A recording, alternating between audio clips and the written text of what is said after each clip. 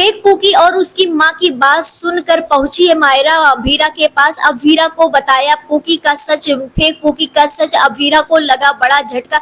अभीरा गई फिर से एक बार सदमे में, अपने आप को कोसने में लग गई कि वो अपनी बेटी को ही नहीं पहचान पा रही है।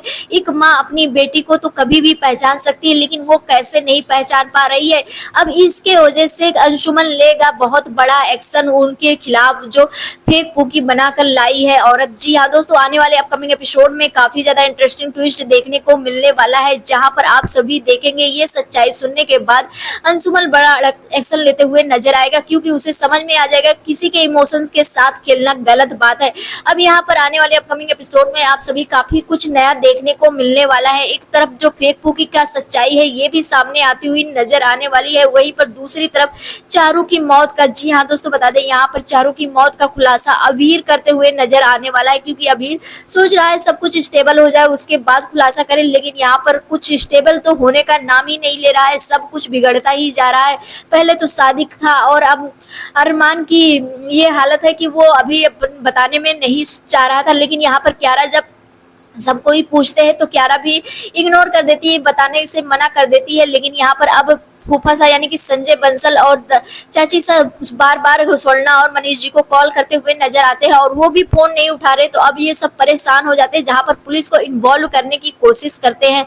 अब यहाँ पर पुलिस को इन्वॉल्व करने की कोशिश करते हैं तो फिर अब अभीर खुद ही खुलासा करते हुए नजर आने वाला है, जहां पर आप सभी देखेंगे जैसे ही अभीर खुलासा करेगा तो अभीर पर तो कई सारे थप्पड़ों के बौछार होते हुए नजर आने वाले हैं, क्योंकि एक बेटी की बात है और उसकी बेटी इस दुनिया को छोड़कर चली गई है और उसने बताया भी नहीं, और वहां पर शादी मना रहे थे, जहां पर आप सभी देखेंगे कि काजल का बहुत ही ज्यादा हार्ट ब्रेक भी होता हुआ नजर आने वाला है और मनीषा तो बहुत ही ज्यादा गुस्से में आ जाने वाली है और काफी ज्यादा रोते हुए भी नजर आने वाली है, जैसे कि हमने आप सभी को पिछले वीडियो में बताया भी था।